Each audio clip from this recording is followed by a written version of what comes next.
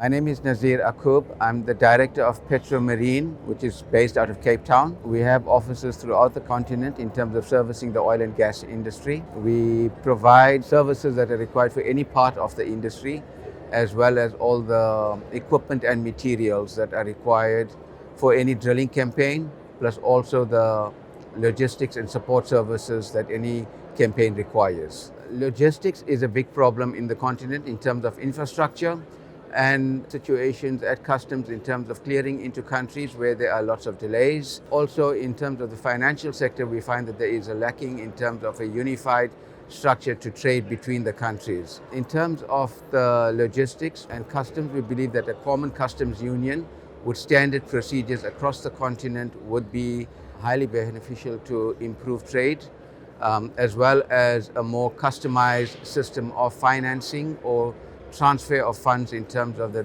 various central banks for cross-funding of different operations. What we believe is that the opportunity for growth within the continent is phenomenal, as the current trade is limited to 13% between one African country and the rest of Africa, whereas in Europe this is placed at about 60% and Asia at 50% plus.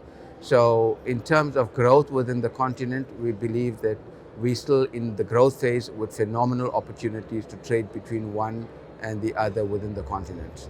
The outlook in terms of the logistics and the marine services, the oil and gas sector is phenomenal. There's been lots of discoveries, there's been lots of further exploration and developments in terms of opportunities. As we find that a fair amount of foreign companies are looking towards Africa to benefit and grow their market share, we believe that within Africa itself, each of the countries has great potential to grow their market share.